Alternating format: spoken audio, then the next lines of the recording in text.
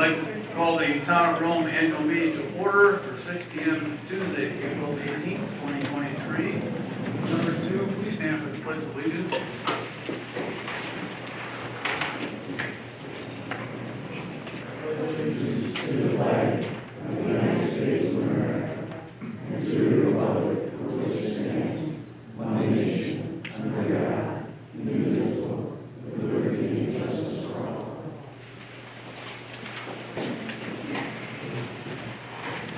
Number 3, please certify posting of the meeting. I certify that on Monday, April 10th, 2023, the agenda for the Town of Rome annual town meeting for Monday, April 18th, or Tuesday, April 18th, was emailed to the Wisconsin Rapids Tribune at 12:45 p.m., at Rome Town Hall, 12:50 p.m., Quick Trip LLC, 1:10 p.m., and posted at True Support Iowa State Bank at 1 p.m.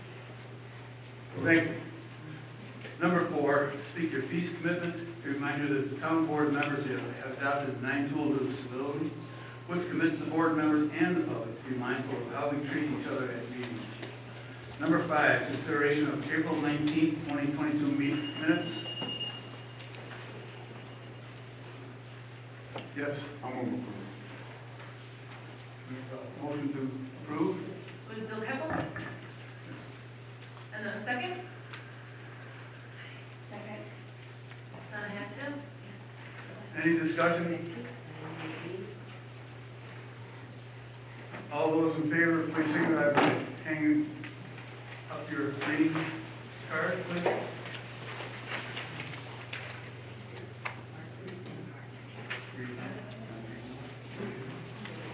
Any opposed? Red card. Right. Motion carried. Madam Clerk, let the record reflect there was no red cards that were held up. Number 6, financial statement is by the Wisconsin Statute 60.401. Amy? There was a financial statement provided in the packet. There was both a condensed version and then a more elaborate eye test. So happy to take questions on either of those statements. Again, those are unaudited numbers. The town just finalized our audit with CLA recently for 2022, and that should be presented to the town board in just a couple of months. Bill? Reading the short version of the general financials, I see that we had expenses of $5,000,007. We had receipts of $8.5. What happened to the $2.8 million? I'm sorry, Bill, you're on this I'm on sheet. the shortened version of the general fund finances.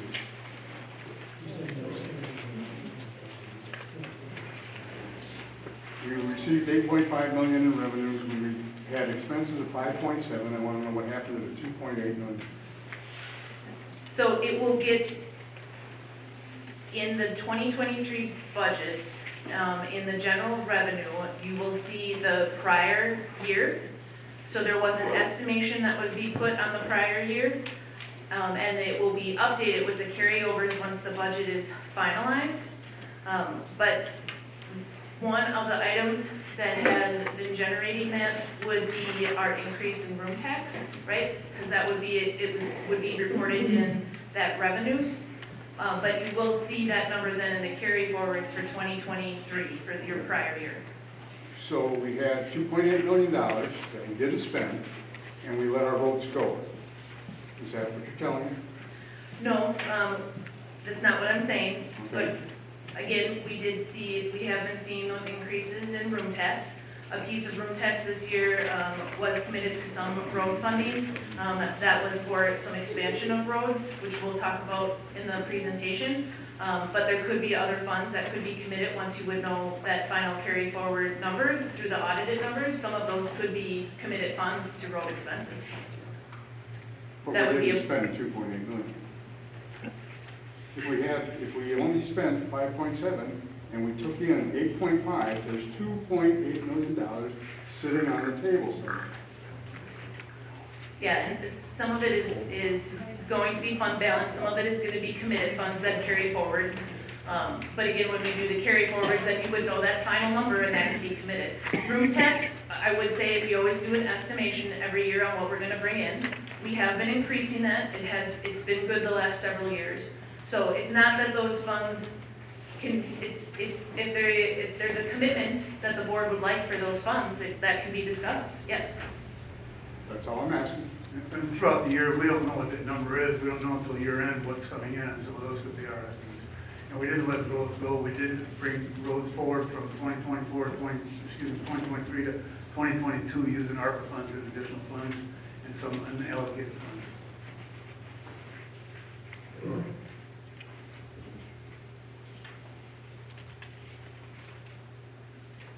Anything else? I don't have anything else unless there was additional questions.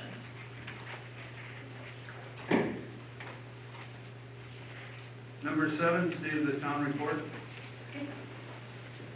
Great, so I have a PowerPoint slide prepared and a little presentation just talking about the state of the town tonight. So hello and welcome. My name is Judy Hayward. I'm the administrator for the town of Rome.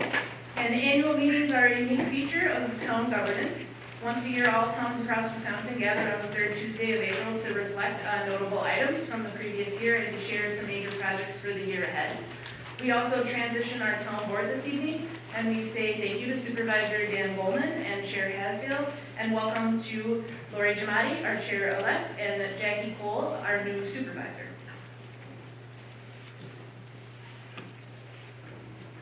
So as shared this evening, in the back of the room, I think there are still a couple copies available. It's also available on the website, is the state of the town PowerPoint and the departmental annual reports.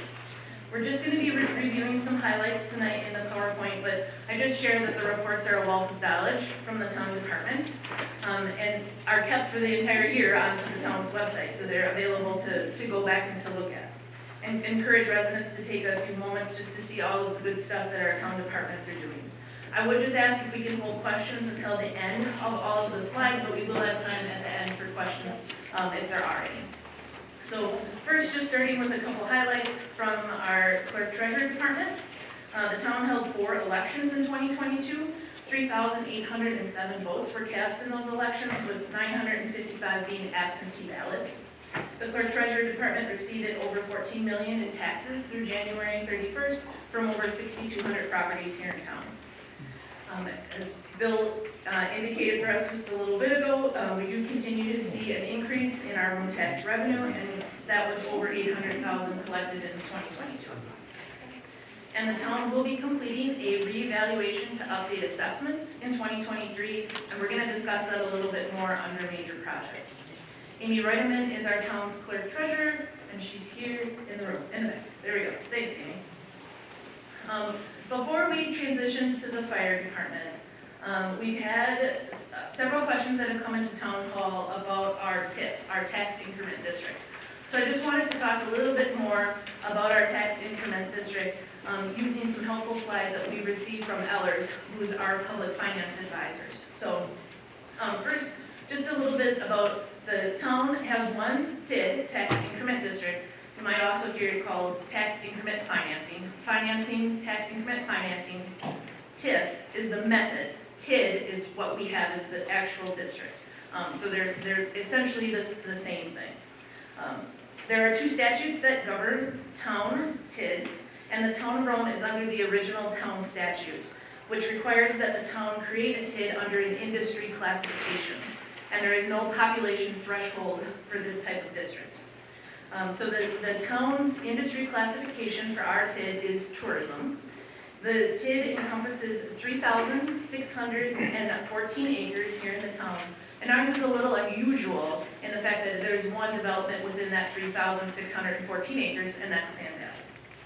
In a lot of other TIDs, there would be multiple businesses or industries that would be incorporated. So at the time of the TID creation, which was in 2016, the baseline property value was established. That would be that blue bar that you see there at the bottom. The town's TID can be created for a maximum life of 16 years, and for the town that would have been 2032. And our baseline value when established was $1,249,400. So a TID is not an added tax. It is not funded by the town, and tax payments do not stop or pause within the district in which it's created.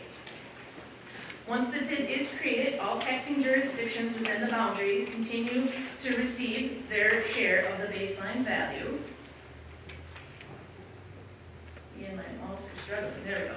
Continue to receive their portion of the baseline value, but the tax increment, the added value, which is determined annually, then is set aside for investment within that boundary area. So the town's TID has 2 loans which help to assist the development. One was for $10,355,000, which was used for the golf course and resort development, and the other was for $855,000, which was used for the reconstruction of Archer Avenue. Those 2 loans are indicated on our loan spreadsheet, which is also part of the packet documents that are online. The ones that were in the back, you probably got all of the departmental reports and the PowerPoint for tonight, but we do include the loan spreadsheet twice a year at tonight's meeting and also at the levy meeting where we approve the levy in the fall. So annually, taxes are paid in the TID and that baseline value is distributed to the taxing entities. The additional captured assessed value, the maroon bar, is used to pay the debt service on those 2 loans. In the beginning, the additional tax increment wasn't enough to cover those debt service payments, and Sand Valley made a shortfall payment to the town. Those shortfall payments between 2017 and 2020 totaled $1,379,697. And now the captured assessed value, again that maroon bar, is more than the debt service payment on those loans. And the town makes a shortfall payment back to Sand Valley per our agreement. And the town will complete those repayments until it equals the $1.3 million that was paid to us for the shortfall payment. Once it occurs, all captured assessed value then can be placed against the loans that were taken out for the TID. At this time, the town TID is scheduled to close 5 years earlier than originally anticipated because it's been performing very well. So at this time, it would close in 2027. So, and the current value of the TID area, the 3,614 acres, is $81,896,500. So if you subtract the baseline value of the 1.2, that blue bar, that acreage has gained $80,647,100 in value since its inception. So I hope that helps to better explain a little bit more about the TID. Again, we've been having a lot of questions on it. It's not a pause or reduced tax, and it does provide a financing tool to help expand tax base. And again, if there are questions, we will have time for questions at the end. So, let me just step back to fire. So as mentioned last year, we did expect a decrease in call volume due to the creation of the Big Flats, Monroe, and Rome EMS district and the transition to the Lifestar ambulance service, which began on January 1. We did see that decrease reflected in the numbers, and we'll be touching base in just a little bit more about our ambulance service. The town did see an increase, though, in fire calls from last year. We had 26 in 2021 and 36 in 2022, and 7 of those were wildfires. Due to our high wildfire risk, the town has continued enforcement of the dead timber and brush ordinance. And if some of you were joining us for the listening session prior to this, we have sent over 900 letters to several town residents encouraging them to remove the down, dead, and diseased timber from properties. If you received the letter, please know that you're not alone, and the town just wants to ensure the safety and health of our residents and of our forest lands. While we cannot determine the amount of timber and brush removed in pounds due to these efforts, 30% of the properties that have received a letter have removed the dead, down, and diseased timber, with many more progressing, and the town is appreciative to all of the help to make the town safer. Another positive note is through the Insurance Service Office, the ISO. An audit was completed on the fire department in 2022, and a reduction of our public protection classification occurred from a 7 to 10 to a 4 to 10. This is a good thing. The lower the number, the lower your fire risk. So virtually all U.S. insurers of homes and businesses do use the ISO public protection classification in calculating premiums, and some residents may see a reduction because of that lower public protection classification, assuming that all other things are equal. And everyone knows I like to take a moment at the annual meeting and encourage residents to consider joining our fire department. It's a wonderful way to provide volunteer service to the community, and there's a variety of ways that you can assist. Chief Mark Kane leads our fire department, and he'd be happy to take any volunteer sign-ups this evening. Raise your green card or yours. Been there, done that. So our Leicester Public Library of Rome received a new certification this year, moving from a grade 3 to a grade 2 library with our population increase here in the community. The library experienced over 21,000 visits this year, an increase from 18,000 from last year, and had over 21,000 wireless connections. With the assistance of some American Rescue Plan Act money, the parking lot was expanded at the library and it'll be striped this summer. And the library also continued its many partnerships with area organizations such as the Rome Makers, Share the Wealth, the Adams County Food Pantry, and Toys for Tots. Renee Daly is our library director. Want to wave, Renee? So the town's municipal court handled 303 cases in 2022, a slight increase over 2021. The town's municipal court judge is Mark Thibodeau, and anyone who would like to see municipal court in action is welcome. It's always the third Tuesday of the month at 10 a.m., and it's open to the public unless they would be handling a juvenile case. So as mentioned under fire, just touching base more on our Lifestar ambulance service provider. We do receive advanced life support services here in the town of Rome, Big Flats, and Monroe. In 2022, the district received 433 calls, and 288 of those were located in the town of Rome. The average response time district-wide is 8 minutes and 34 seconds, and the average response time for the town of Rome is 7 minutes and 37 seconds. That's a decrease from our previous provider, which was someplace around 20 to 30 minutes, depending on call volume.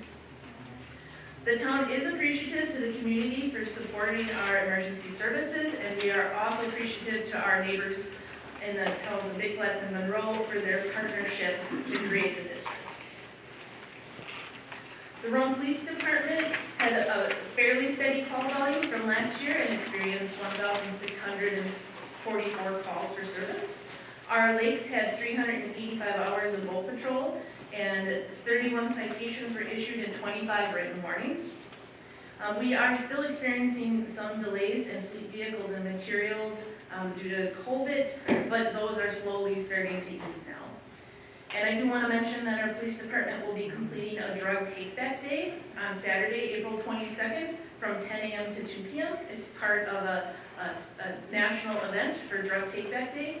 And if you have any unused, maybe prior prescriptions, drug take-back days are an excellent method to provide a safe disposal for those medications. So Chief Jason Levy is our police chief. On to Public Works. The town completed $521,000 of road work in 2022 on 6.6 miles of road. Derrick Hughes Recreational Area gets an increase in ridership with 6,891 riders. And the increase in revenues for that is also indicated on the slide. I always like to mention that Derrick Hughes is the state's largest ATV, UTV park and has no levy dollars associated with its operation. It's funded both through user fees and grants. The town collected 563 loads of brush from our town-wide collection last fall, and that took 135 hours to complete. The town did do a special storm damage pickup this spring and had 181 addresses that reported. The town will be finalizing that pickup by the end of this week. And we will be completing another town-wide pickup this fall, and we just ask that you keep an eye out on the town's website, Facebook page, our electronic message board, and Channel 300. Probably also do a banner again this year that we'll share around the community for once those dates are released. And we'll provide it to the respective property owners associations for them to share in their publications. The town did again, very excited to share, reduced its waste tonnage at the transfer site again this year. We had 3.9 million pounds, and that's down from just over 4 million pounds from last year. That's excellent news that we are reducing our waste in town. So Brad Martinson is our Director of Public Works. On to Rome Water Utility. New services for the water utility had a very slight decrease, 32 in 2022 versus 56 in 2021.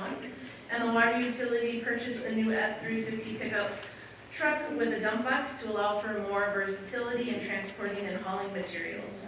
A very notable item to report is that the Rome Water Utility completed voluntary Wisconsin DNR testing for PFAS in 2022, and the levels were undetectable in the Rome Water Utility wells. So this testing will again be completed in 2023 as voluntary testing. Chad Ziegler is our Water Utility Director. Hey, Chad. Regarding building and zoning, on the slide you can see the comparisons for our annual business licenses, zoning, and building permits from 2021 to 2022. And we did have 67 new homes permitted in the town of Rome in 2022. Again, as mentioned previously, we are continuing our zoning enforcement efforts, and we're able to complete a review of the entire town in 2022 due to having the help of an enforcement intern, which was provided at no additional cost to the town. Emily Zeddies is our zoning administrator. On our last two slides, I just want to mention some 2023 projects. These slides are for sure not all encompassing, and certainly anytime you create a list, you run the risk of forgetting something. So please know that they're not all encompassing. And as we're going to go through these projects fairly quickly for tonight, please know that any one of these items probably could be your own presentation. I'm just hitting the highlights for this evening. But the best place, if you have any questions or want to provide additional input on these items, is to contact the town and town staff at any point in time, either through calling or through emailing. So first is the town updating its current 2019 to 2024 strategic plan. The listening session, the public listening session, was just held before this meeting tonight.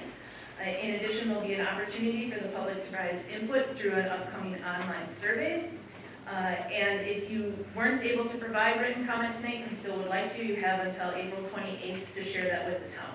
And we anticipate that the presentation of a plan would come back to the town board mid-August.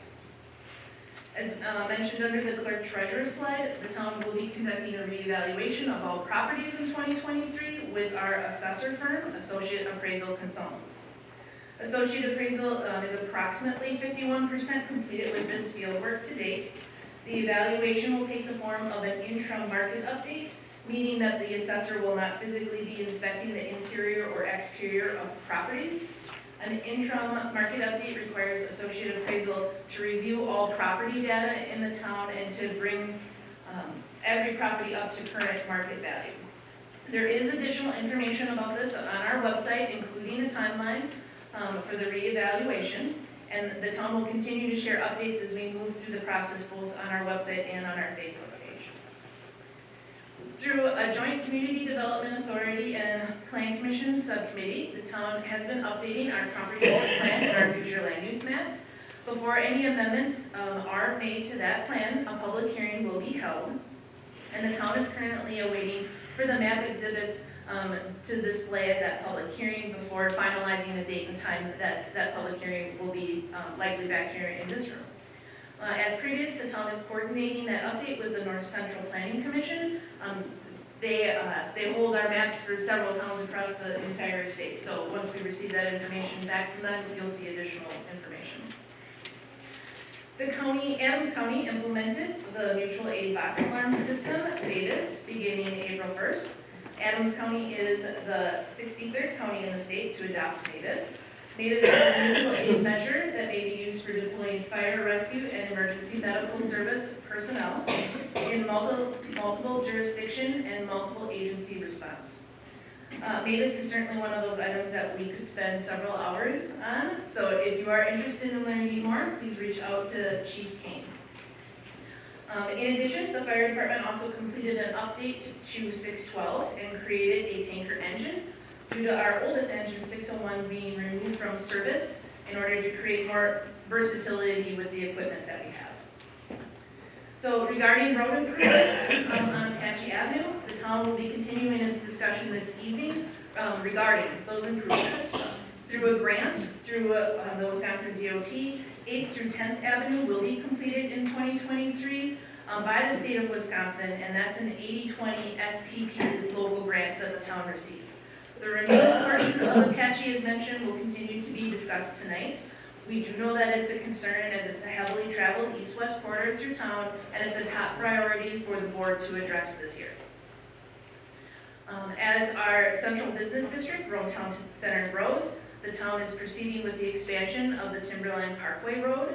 The trees were removed in 2022, and the road right-of-way will be designated this year, and the water main added. Paving will likely not occur this year.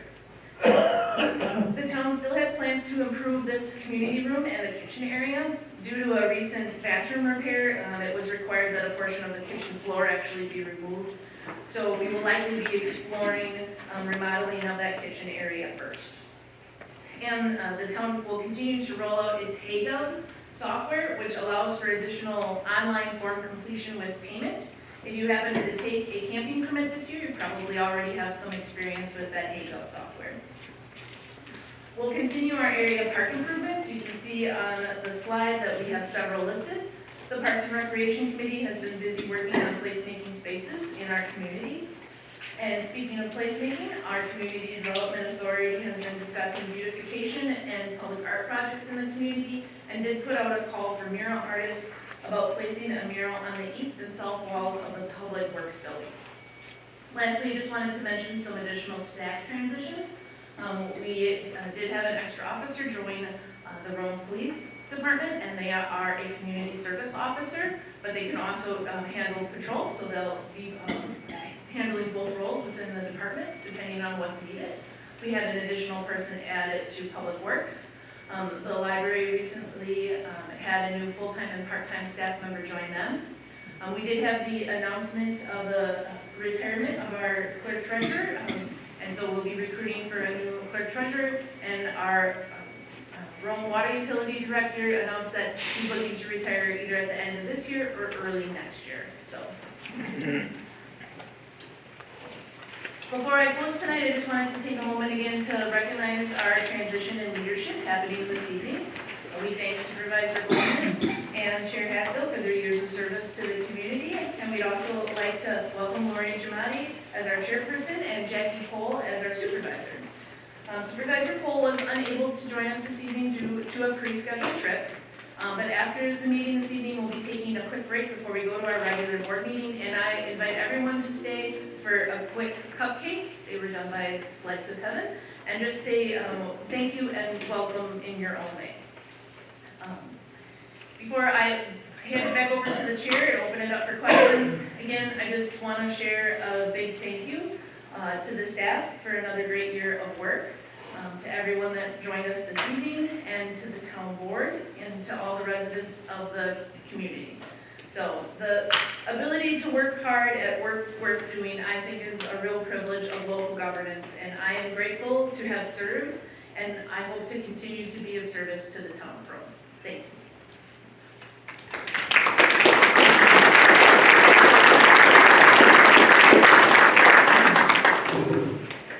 Okay, number 8, any other issue over which the town meeting has jurisdiction pursuant to Wisconsin State 60.1176. Any questions, please? Or comments, thoughts?